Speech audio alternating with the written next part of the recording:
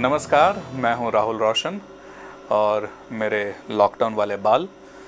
ऐसा नहीं है कि बाल मेरे कोई हेयर स्टाइल मेरी बड़ी अच्छी थी, लेकिन ये एक वजह थी जिसके कारण मैं इतने महीनों से या यूं कह दूं कि सालों से मैंने कोई वीडियो वगैरह बनाया नहीं। मुझे लगा कि थोड़ी कोई हेयर स्टाइल आ जाए, थोड़ी डबल चिन कुछ छुप जाए और थोड़ी पेट कम हो जाए और मनीष सिसोदिया जैसा मैं बिल्कुल हैंडसम हो जाऊं, तभी जाकर वीडियो बनाऊंगा। लेकिन वो सपना मैंने छोड़ दिया है, क्योंकि जो मेरे आदर्श हैं, जो मनीष सिसोदिया नहीं, राहुल गांधी, वो लगातार दनादन एक के बाद एक वीडियो बना रहे हैं। पूर्व आरबीआई गवर्नर हों या नोबेल प्राइज़ विनर हों, इन सब से वो उन्होंने इंटरव्यूज़ लिए हैं उनके। और अभी उनका एक ट्वीट आया है कि वो जो है वो डायरेक्ट कुछ वीडियो से बात करेंगे लोगों से। क्यों?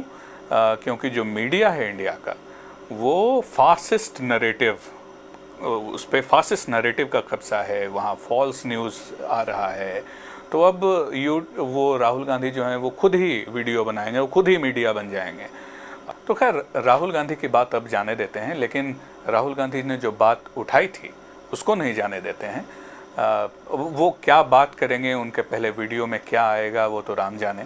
लेकिन जो जहाँ से उन्होंने बात छेड़ी कि मीडिया पे फासिस्ट नैरेटिव का कब्जा है, तो मैं वहाँ इस पे बात करना चाहता हूँ। मीडिया का जो बायस कह लें या मीडिया की जो इंडिपेंडेंस कह लें, उसको लेकर। और ये बहस कई सालों से चल रही है, ख़ास करके जब से इंटरनेट आया है, जब से लोग बाग इस बात को इस पे बहस कर सकते हैं एक दूसरे से, या जर्नलिस्ट से, पत्रकारों से सीधा सवाल कर सकते हैं, उसके बाद से ये काफ़ी इस पे डिबेट्स होती रही हैं।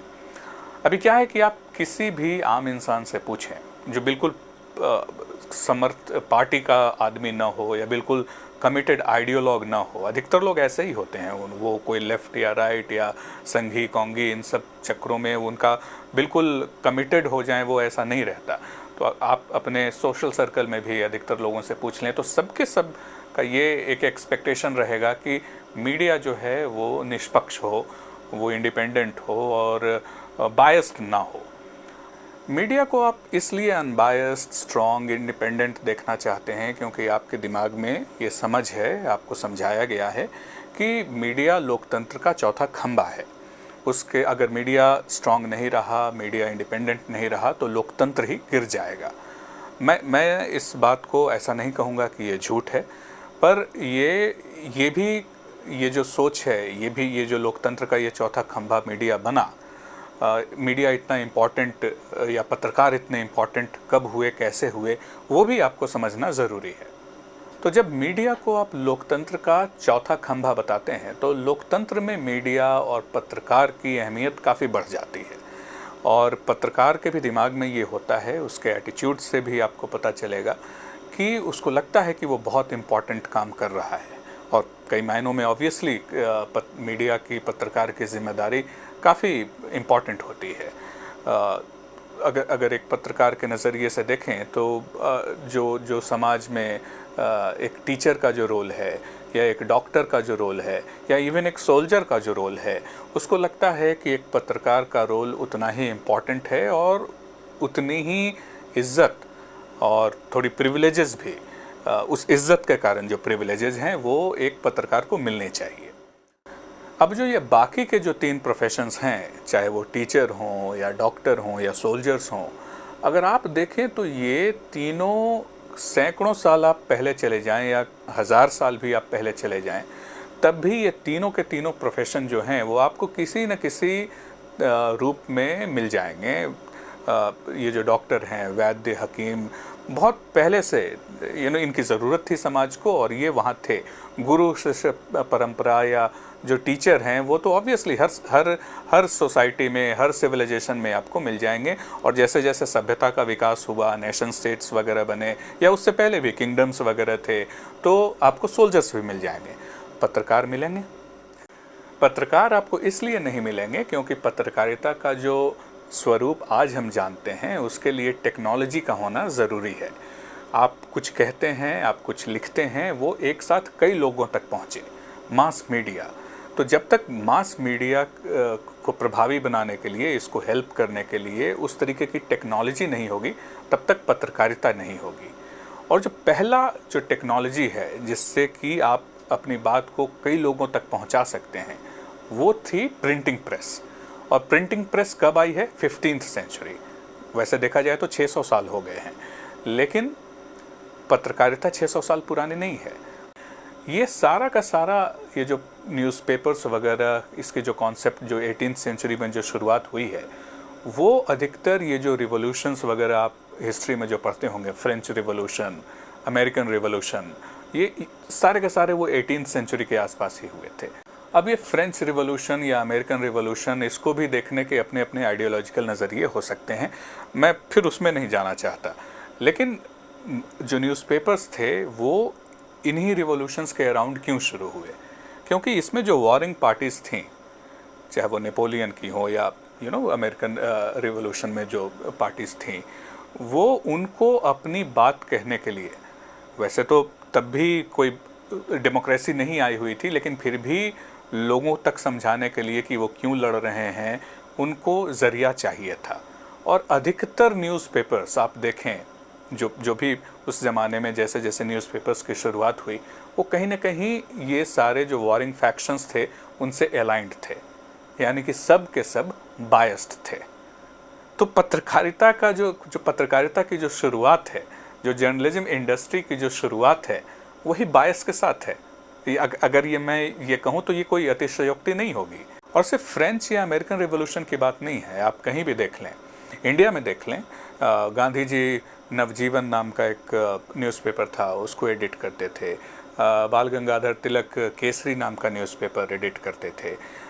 तो पॉलिटिकली जो भी न्यूज़पेपर्स थे, जो भी जर्नलिज्म था, उन सब का सब क्या एक पॉलिटिकल सोच थी, उनको एक पॉलिटिकल ऑब्जेक्टिव अचीव करना था। ऑब्वियसली उस वक्त जो हमारे ऑब्जेक्टिव्स थे, उस वक्त का जो पॉलिटिकल ऑब्जेक्टिव था कि भारत के लोगों को उनके राइट्स मिलें, सम्मान मिलें, वो ऑब्वियसली उसको आज के पॉलिटिक्स के नज़रिए से देखें तो उसको पॉलिटिक्स कहना भी अटपटा आपको लग सकता है, लेकिन इन द टेक्निकल टर्म्स वो सारे के सारे पॉलिटिकली अलाइंड काम थे। कहने का मतलब कि पत्रकारिता की जो शुरुआत हुई, जो आपको हज़ारों साल पहले वैद्य मिल जाते थे, गुरु मिल जाते थे, फौजी मिल जाते थे, लेकिन अगर आपको पत्रकार नहीं मिलते थे, क्योंकि उस वक्त पॉलिटिक्स इतनी महत्वपूर्ण नहीं थी, पॉलिटिक्स आम इंसान के बस में नहीं थी या उनके समझ में नहीं थी। तो पॉलिटिक्स का, पॉलिटिकल बायस का और पत्रकारिता का तो बहुत पुराना रिश्ता रहा है, वहीं से इसकी उत्पत्ति हुई है। मुझे पता है कईयों को बड़ा अटपटा लगेगा कि उस वक्त के लिए हम बायस या पॉलिटिकल यूज़ क्यों कर रहे हैं, लेकिन सच्चाई वही है। आप चलो इमोशन छोड़ दीजिए, इंडिया को छोड़ दीजिए, बाहर की बात ही कर लेते हैं कि वहाँ एक बार जब अमेरिकन रिवॉल्यूशन सो कॉल्ड हो गया, फ्रेंच रिवॉल्यूशन वगैरह हो गया, वहाँ जब डेमोक्रेसी वगैरह आ गई, उसके बावजूद भी वहाँ के जो न्यूज़पेपर्स थे वो पॉलिटिकली अलाइंड ही रहे। न्यूट्रलिटी आई है पूरी की पूरी पूंजीवाद के कारण, कैपिटलिज्म के कारण, जब एडवर्टाइजिंग इंडस्ट्री बढ़ी है।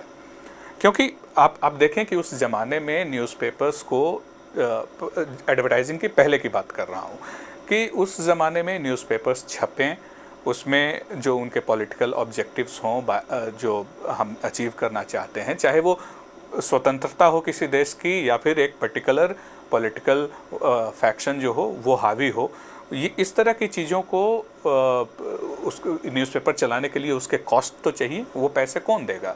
तो वो वैसे ही लोग देते थे जो उस पॉलिटिकल आइडियोलॉजी में या फिर उस सोशल ऑब्जेक्टिव में बिलीव कर सकें। आप कोई भी पुराने अखबार इंडिया के भी उठा लीजिए, वो बिना बड़े पैट्रोनेज से या आम लोगों के, आम लोग इन द सेंस कि जो उस सोशल या पॉलिटिकल ऑब्जेक्टिव में बिलीव करते हैं, उनके सपोर्ट के बिना नहीं चलता था। तो इसलिए जब आपको पैसा ही मिल रहा है क्योंकि आप एक पर्टिकुलर ऑब्जेक्टिव की सिफारिश कर रहे हैं, तो आपको बायस तो होना ही पड़ेगा। यहाँ बायस आप तब नहीं होंगे, न्यूट्रलिटी तब आएगी जब आपको पैसे किसी और वजह से मिलने लगे, जब आपका घर का चूल्हा किसी और तरीके से चलने लगे। और वो तब हुआ जब एडवर्टाइजिंग इंडस्ट्री का जन्म हुआ, एडवर्टाइजिंग इंडस्ट्री फली फूली, और वो तकरीबन लेट 19th या अर्लियर 20th सेंचुरी, यानी 100 साल भी नहीं हुए हैं। अगर आप न्यूट्रल जर्नलिज्म की बात करें तो उसको 100 साल भी नहीं हुए हैं। जब एडवर्टाइजिंग के कारण न्यूज़पेपर्स चलने लगे, जब उनको ये ज़रूरत नहीं रही कि एक ख़ास पॉलिटिकल जो बिलीफ है उसमें यकीन करने वाले अमीर लोग ही पैसे दें या उसको सब्सक्राइब करने वाले लोग ही पैसे दें, तभी न्यूज़पेपर चल सकता है। जब ये ज़रूरत ख़त्म हो गई, जब एडवर्टाइजिंग बेस्ड चलने लगा न्यूज़पेपर, तब जाकर आपकी न्यूट्रलिटी आई है। तो और मज़े की बात यह है कि उसी के कारण येलो जर्नलिज्म भी आया है। तो न्यूट्रल जर्नलिज्म या गुड जर्नलिज्म और येलो जर्नलिज्म ये ऑलमोस्ट साथ साथ आ गए। जोसेफ पुलिट्ज़र का नाम आपने सुना होगा। पुलिट्ज़र प्राइज़ काफ़ी प्रतिष्ठित प्राइज़ है, पुरस्कार है जर्नलिज्म के लिए। तो जोसेफ पुलिट्ज़र थे, उनका न्यूयॉर्क वर्ल्ड था और एक न्यूयॉर्क जर्नल करके दूसरा पेपर हुआ करता था।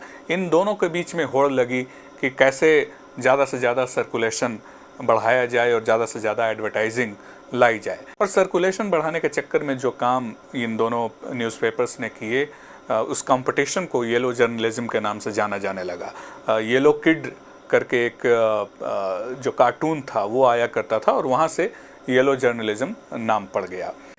लेकिन जैसा हर इंडस्ट्री में होता है, चीज़ें बदलती हैं, कुछ अच्छी चीज़ें होती हैं, कुछ बुरी चीज़ होती है। तो येलो जर्नलिज्म को भी धीरे धीरे इन लोगों ने भी समझा कि नहीं, बहुत ज़्यादा उस दिशा में भी हम चले जाएं तो शायद जर्नलिज्म के लिए भी ठीक नहीं है, जर्नलिज्म का बिज़नेस के लिए ठीक नहीं है, फिर शायद लोग आपका अखबार ही लेना बंद कर देंगे। तो चीज़ों को उन्होंने पुल बैक किया या चीज़ें यूँ कहें कि नॉर्मलाइज हो गई, जो भी है। लेकिन जो आज जो जर्नलिज्म का रूप आप देखते हैं या जो जर्नलिज्म का जो बेसिक बिज़नेस मॉडल है कि अधिकतर पैसे जो हैं वो आपको एडवर्टाइजिंग से आते हैं और थोड़े बहुत सब्सक्रिप्शन से आते हैं, वो अर्लियर 20th सेंचुरी में जब एक बार एडवर्टाइजिंग इंडस्ट्री काफ़ी स्ट्रॉन्ग हुई, काफ़ी फली फूली और कैपिटलिज्म, कंज्यूमरिज्म बढ़ा, तो वहाँ से जाकर आपको जर्नलिज्म जो है वो न्यूट्रल होता है, क्योंकि उसको बाज़ार मिल गया, क्योंकि उसको एक जर्नलिस्ट को या यूँ कहे एक मीडिया ऑर्गेनाइजेशन को ये ज़रूरी नहीं रहा कि वो एक पर्टिकुलर पॉलिटिकल लाइन ही या पर्टिकुलर स्लैंट ही कवर करे, तभी जाकर उसको पैट्रोनेज मिलेगी, क्योंकि उसको पैट्रोनेज मिलने लगी एडवर्टाइजर्स से। तो सबसे पहले तो आप ये बात समझ लीजिए कि न्यूट्रल जर्नलिज्म या अनबायस्ड जर्नलिज्म जो आपके दिमाग में है वो है एडवर्टाइजिंग बेस्ड जर्नलिज्म। एक मीडिया हाउस न्यूट्रल होना इसलिए अफोर्ड कर सकता है क्योंकि अब उसको पैसे जो हैं वो एडवर्टाइज़र से आ रहे हैं, वो ब्रांड से आ रहे हैं, वो एक ख़ास पॉलिटिकल बिलीफ में जो यकीन करने वाले लोग हैं उनके पैट्रोनेज से आ रहे हों, ये ज़रूरी नहीं है। और यही मॉडल आपको जाकर टीवी पे भी चला, जहां अधिकतर जो आपके रेवेन्यूज़ हैं वो आपको एडवर्टाइजिंग से आते हैं। जो न्यूज़पेपर है, जो प्लेटफॉर्म है, जो रोज़ प्रिंट किया हुआ कोई सामान, उसको वो जो प्रोडक्ट है उस पर सिर्फ़ और सिर्फ न्यूज़ रोज़ आप कंज्यूम कर सकते हैं। आप रोज़ नॉवेल या कॉमिक्स या और कुछ आप कंज्यूम नहीं कर सकते। रोज़ की बात कर रहा हूँ मैं, उस पर सिर्फ प्रिंट, वो सिर्फ न्यूज़ ही हो सकता है। तो न्यूज़पेपर्स का या मीडिया हाउस का या जर्नलिज्म का वो प्रिंटेड प्लेटफॉर्म पे, प्रिंट की टेक्नोलॉजी पे एक तरीके से कहें तो मोनोपोली थी। तो इस मोनोपोली के कारण उन्होंने जो भी एक बिज़नेस स्ट्रक्चर खड़ा किया या बिज़नेस मॉडल खड़ा किया वो सस्टेन हो गया, क्योंकि और कोई कॉम्पीटिंग प्रोडक्ट रोज़ प्रिंटेड थी ही नहीं। तो आपको पता है कि आपके जो न्यूज़पेपर चलाने की कॉस्ट क्या है, प्रिंटिंग कॉस्ट हो, सैलरी हो, डिस्ट्रीब्यूशन हो, और भी जो भी कॉस्ट्स हैं वो सारे कॉस्ट्स आपको पता हैं। और उसको रिकवर करने के लिए आपने एक छोटा सा टोकन सा सब्सक्रिप्शन रख दिया कि 2 रुपये 1 रुपये में न्यूज़पेपर बिकेगा, और जो बल्क जो पैसा आ रहा है वो आ रहा है आपको एडवर्टाइजिंग से, और वो एडवर्टाइजिंग रेट्स आप डिसाइड कर रहे हैं जो मोर और लेस एडवर्टाइज़र मान रहा है, क्योंकि आपकी इस प्लेटफॉर्म पे मोनोपोली है और प्रिंटेड रोज़ वो चीज़ एडवर्टाइज़र को कहीं और कुछ मिल नहीं सकती। और वही बिज़नेस मॉडल टीवी पे आ जाता है लेट 20th सेंचुरी में। और हालांकि टीवी पे मोनोपोली नहीं रहती न्यूज़ की, टीवी पे और भी हज़ार चीज़ें रहते हैं। इनफैक्ट टीवी पे 24 आवर न्यूज़ काफ़ी लेट आया। जो 20th सेंचुरी के आसपास, मिड सेंचुरी के आसपास या उससे पहले ही एंटरटेनमेंट चैनल्स वगैरह यूएस वगैरह में आ गए थे। 24 आवर न्यूज़ चैनल तो बाद की बात है, लेकिन उसके बावजूद भी न्यूज़ चैनल्स जो हैं वो आपको टीवी पे वो सेम बिजनेस मॉडल सस्टेन कर जाता है, क्योंकि जो एडवर्टाइजिंग रेट्स हैं टीवी के वो ऑलरेडी डिसाइड हो चुके थे। जो कॉम्पीटिंग प्रोडक्ट्स हैं, जो जनरल एंटरटेनमेंट है या और जो दूसरे तरह के चैनल्स जो हैं, उन्होंने एक तरीके से एडवर्टाइजिंग रेट्स डिसाइड कर रखे थे, और उनका जो नॉन न्यूज़ प्रोडक्ट्स हैं टीवी पे, उनका जो कॉस्ट ऑफ प्रोडक्शन है वो काफ़ी हाई था। तो उस हिसाब से उन्होंने जो एडवर्टाइजिंग रेट्स रखे थे, वो जो न्यूज़ चैनल्स थे उसके लिए वो एडवर्टाइजिंग रेट्स सूट करते थे, क्योंकि इनका जो कॉस्ट ऑफ प्रोडक्शन है, न्यूज़ का जो कॉस्ट ऑफ प्रोडक्शन है, वो इतना हाई नहीं है। आप खुद ही समझ सकते हैं, एक आईपीएल का एक 3 घंटे का शो बनाना या एक बिग बॉस का 1 घंटे का शो बनाना, उसमें जितना पैसा जाता है, और 1 घंटे का कोई आप न्यूज़ का शो देख लें, उसमें बहुत फ़र्क हो जाता है। न्यूज़ का शो बनाना आसान है कॉस्ट वाइज, तो उस हिसाब से जो एडवर्टाइजिंग रेट्स हैं टीवी पे वो इतनी बुरी नहीं थी न्यूज़ एज अ बिज़नेस के लिए। सो वो जो बिज़नेस मॉडल था एडवर्टाइजिंग बेस्ड, जिसके कारण न्यूट्रल जर्नलिज्म आया, वही बिज़नेस मॉडल टीवी पे भी लड़खड़ाया नहीं, और जर्नलिज्म चलती रही और न्यूट्रल जर्नलिज्म चलती रही, क्योंकि एडवर्टाइजिंग सपोर्ट कर रहा था बिज़नेस मॉडल।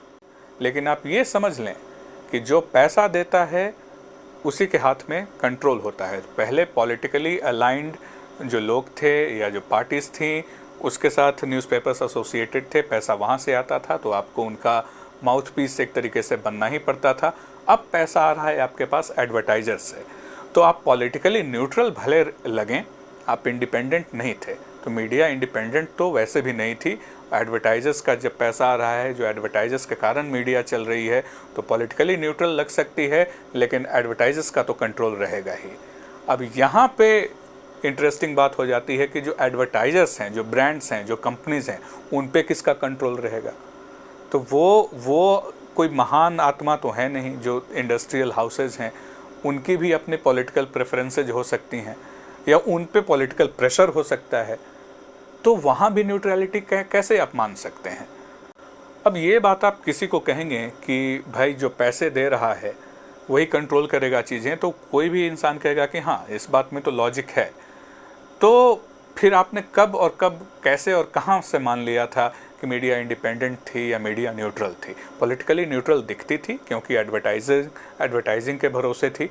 और ज़रूरी नहीं है कि सारे के सारे एडवर्टाइजर, सारे के सारे मीडिया हाउसेज दिन रात जर्नलिस्ट को या मीडिया ऑनर्स को फ़ोन करते रहें कि ये क्यों चला दिया, वो क्यों चला दिया। लेकिन प्रेशर रहता था। किसी भी जर्नलिस्ट से आप पूछ लें, एडवर्टाइज़र का प्रेशर तो बहुत बड़ा प्रेशर रहता है।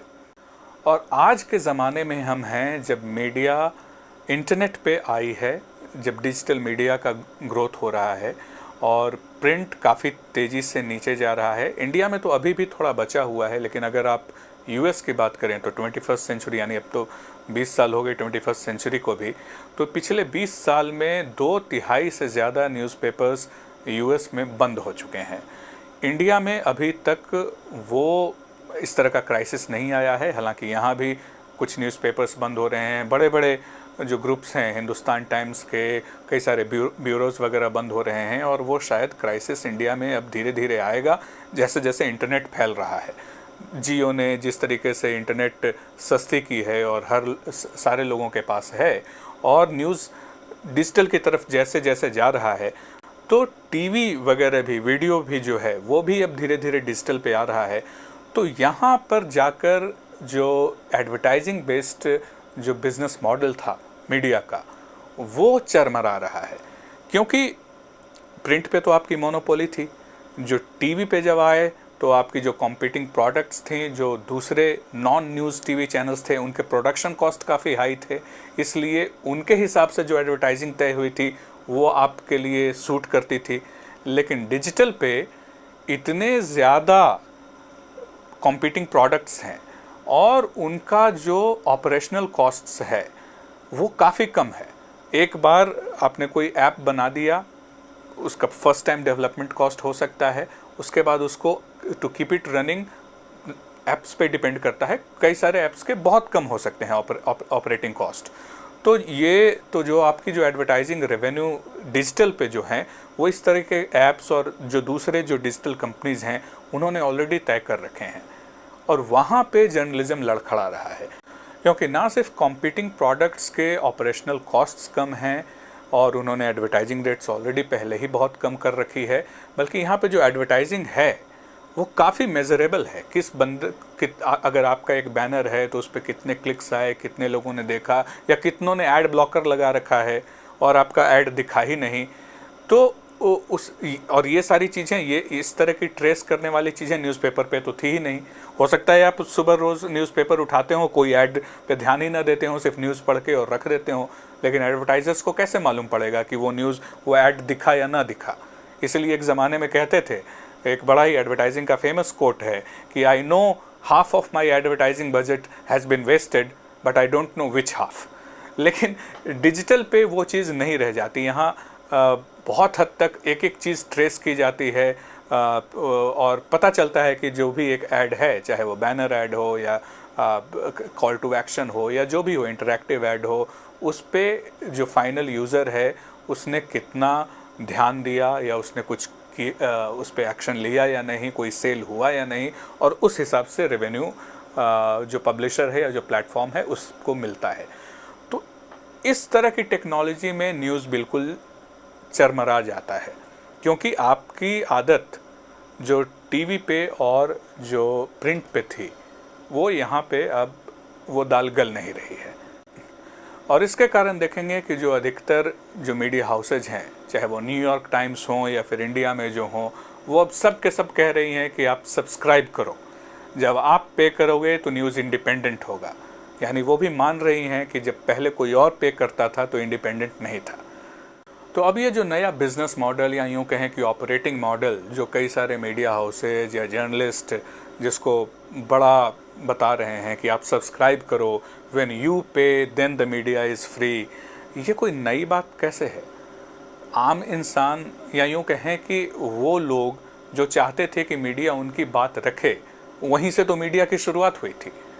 अब वो सारे लोग थे जो एक तरीके से सोचते थे, उनको लगता था कि हाँ ये हमारी बात है, इसको कोई रखे, और उसके लिए हम सब्सक्राइब करने को तैयार हैं।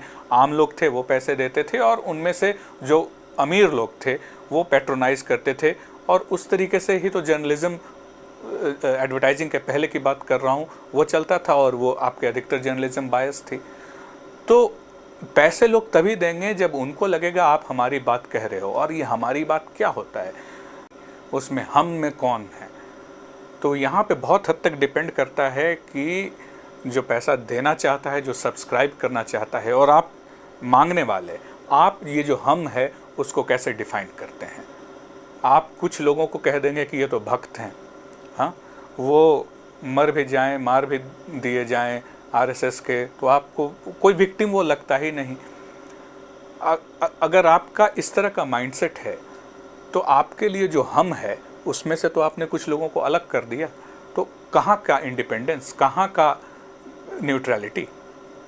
और यही बात दूसरे तरफ के लोग भी कह सकते हैं। वो भी कह सकते हैं कि हाँ, आपको तो मुसलमानों की फ़िक्र ही नहीं, या आपको तो जो गरीब हैं उनकी फ़िक्र नहीं, जिनकी जैसी आइडियोलॉजी रहे वैसे वो हम डिफ़ाइन करेंगे। तो ये जो नया मॉडल जिसको ये कह रहे हैं कि आप सब्सक्राइब करो, हमें सपोर्ट करो और तब हम आपकी बात उठाएंगे, ये मुझे लगता है ये कोई नया नहीं है, ये तो आप रूट्स की तरफ ही जा रहे हो। अब इस पे जनता पे डिपेंड करता है कि वो भी ये जो हम का कॉन्सेप्ट है वो कैसे समझती है, उसके दिमाग में क्या है, उसके दिमाग में नेशन का क्या कॉन्सेप्ट है, सोसाइटी का क्या कॉन्सेप्ट है। अब जैसे ऑप इंडिया को ले लें, तो हम डिफ़ाइन कर रखा है और वहाँ से लोग हमें पैसे देते हैं, वॉलंटरी सब्सक्रिप्शन हम मांगते हैं लोगों से, वो देते हैं, और ऑप इंडिया ऑपरेशनली सस्टेन कर रहा है। तो ये जो न्यूयॉर्क टाइम्स और ये इंडिया के कुछ जो चंगू मंगू हैं जो अपने आप को बड़ा महान बताते हैं कि आप हमें सब्सक्राइब करो, हम आपकी बात रखेंगे, ये तो ऑप इंडिया ऑलरेडी कर रहा है। लेकिन हम प्रिटेंड नहीं करते, ऑप इंडिया प्रिटेंड नहीं करता कि न्यूट्रल हैं। तो ये जो न्यूट्रलिटी की बात हो रही है, आप बिजनेस मॉडल जो बायस्ड वाला है वो लाना चाहते हैं, लेकिन आप कह रहे हैं कि न्यूट्रलिटी है, ये कैसे होगा? ये आप लोगों को बेवकूफ़ बना के ही कर सकते हैं। अब यहाँ पे आप लोगों में से कुछ के दिमाग में ये आ सकता है कि जो हम का कॉन्सेप्ट है उसमें ब्रॉडली सब इंक्लूड हो सकते हैं, देशवासी, भारत के सभी भाई बांधव, और जो मीडिया है उससे ये अपेक्षा हो कि वो हमारी बात जब करे तो यानी कि करप्शन ना हो, डेवलपमेंट हो, अनएम्प्लॉयमेंट ना हो और इस तरह की सेक्युलर चीज़ें। ये सब सुनने में अच्छा लग सकता है और बहुत हद तक आपको लग सकता है कि इन सब में क्या पॉलिटिकल ऑब्जेक्टिव हो सकता है या इसमें क्या आइडियोलॉजिकल एस्पेक्ट हो सकता है। अब वो एक अलग ही मुद्दा है, अब उसमें और बहस होगी और बातें होंगी, अभी उसको छोड़ते हैं। बस अपने आदर्श राहुल गांधी जी की एक बात मैं आपको याद दिला दूं कि politics is in your shirts, politics is in your pants. ये हंसने वाली बात लग सकती है, लेकिन सच्चाई यही है कि बहुत हद तक आप बहुत सारी चीज़ें जिसको आप अपॉलिटिकल समझते हैं या जिसमें आपको लगता है कि इसमें राजनीति या किसी विचारधारा का क्या लेना देना हो सकता है, उसमें राजनीति या विचारधारा का लेना देना बहुत हद तक होता है। क्या अच्छा है समाज के लिए, क्या बुरा है समाज के लिए, वो किसी की राजनीतिक सोच या उसकी जो व्यक्तिगत विचारधारा है उससे ही तो प्रभावित होगी। और क्या अच्छा है क्या बुरा है वो उसी को समझ के तो सोचेगा कि हाँ हमारी बात क्या होनी चाहिए। तो वो एक अलग बहस का मुद्दा है। इस पे मैं अपनी आने वाली किताब में भी कुछ लिख रहा हूँ, तो प्रमोशन हो गया मेरी बुक का भी इस वीडियो में। खैर, सेल्फ प्रमोशन को छोड़ के मीडिया की तरफ वापस आते हैं। और जो बिज़नेस मॉडल की जो मैं बात कह रहा था, जब आप सब्सक्राइब करते हैं, जब आप अपने जेब से पैसे दे रहे हैं, तो आप उसको एक सर्विस की तरह लीजिए। जैसे कि स्टॉक मार्केट में लोग इन्वेस्ट करते हैं, तो वहाँ भी आप इक्विटी रिसर्च होती है या जो ब्रोकर्स हैं या इस तरह की जो कंपनीज़ हैं, मैं स्टॉक मार्केट में इन्वेस्ट करता नहीं तो मुझे टर्म्स भी इतने अच्छे तरीके से मालूम नहीं है, लेकिन इस तरह के रिपोर्ट्स आप पढ़ते हैं, कई ऐसे लोग होते हैं इक्विटी एनालिस्ट वगैरह, उनकी बातों पे आप भरोसा करते हैं, लेकिन आप बिल्कुल आंख मूंद के भी भरोसा नहीं कर लेते। मुझे जहाँ तक मेरी समझ है और जहाँ तक जिन दोस्तों को मैंने देखा है जो स्टॉक एक्सचेंज में या शेयर मार्केट में इन्वेस्ट करते हैं, वो अपनी समझ खुद बनाते हैं। वो जो इस तरह के एनालिस्ट हैं या इस तरह के टॉप ब्रोकर्स हैं, उनकी बात तो मानते ही हैं और उनकी सलाह भी मानते हैं, लेकिन हमेशा मैंने उनको देखा है वो अपना नॉलेज भी इम्प्रूव करने की कोशिश करते रहते हैं। वो खुद पढ़ने की कोशिश करते हैं और उस हिसाब से कहाँ इन्वेस्ट उनको करना है, कहाँ नहीं करना है, वो ये ध्यान में रखते हैं। तो आज के ज़माने में मैं मान के चलता हूँ कि मीडिया को भी आपको उसी तरीके से आपको ट्रीट करना होगा, उसी नज़रिए से देखना होगा एक जर्नलिस्ट को भी, क्योंकि यहाँ सिर्फ पैसों की इन्वेस्टमेंट की बात नहीं है, आपके पूरे फ्यूचर की, आपके आने वाले पुश्तों की, उनके फ्यूचर की इन्वेस्टमेंट की बात है। तो अगर आप एक इक्विटी एनालिस्ट की बात आंख मूंद के नहीं मानते हैं, तो एक जर्नलिस्ट की बात कैसे मान सकते हैं? तो जब आप न्यूट्रल मीडिया, इंडिपेंडेंट मीडिया, इस तरह की स्ट्रॉन्ग मीडिया, अनबायस्ड मीडिया, इस तरह की चीज़ों को आप दिमाग में बिठा लेते हैं, तो कहीं ना कहीं आप एक जज चाहते हैं जो कि आपने वो काम आउटसोर्स कर दिया, वो सारा कुछ एनालाइज करके आपको बता दे कि क्या अच्छा है क्या बुरा है, कौन अच्छा है कौन बुरा है, कौन फासिस्ट है कौन लिबरल है, और आप आंख मूंद के उस पर भरोसा कर लें। ऐसा कैसे कर सकते हैं आप? तो मेरी यही अपील होगी, चाहे आपको जिस भी विचारधारा के हों, कि आप जो एक जर्नलिस्ट है या जो एक मीडिया हाउस है, उसको एक इक्विटी एनालिस्ट या यूँ कहें कि एक एडवोकेट की तरह देख लें। वो वकील हैं सब, जज आप बनिए। एक न्यूट्रल मीडिया के भरोसे, एक न्यूट्रल मीडिया का ख्वाब देखते देखते जज किसी और को मत बना दीजिए। न्यूट्रलिटी के चक्कर में मत पड़िए, क्योंकि न्यूट्रलिटी एक इस तरह का एक मृग तृष्णा है, नहीं होता ऐसा कुछ। उस पर कभी हो सकता है कोई और एपिसोड बनाऊं, लेकिन अभी के लिए इसी अपील के साथ, इसी रिक्वेस्ट के साथ मैं अपनी बात ख़त्म करना चाहूँगा। और अभी बाकी यूट्यूबरों की तरह मैं सब्सक्राइब करें, कमेंट करें, ये सब नहीं कहने वाला, लेकिन हाँ, फीडबैक का इंतज़ार रहेगा। और फ़िलहाल दीजिए इजाज़त। Bye bye.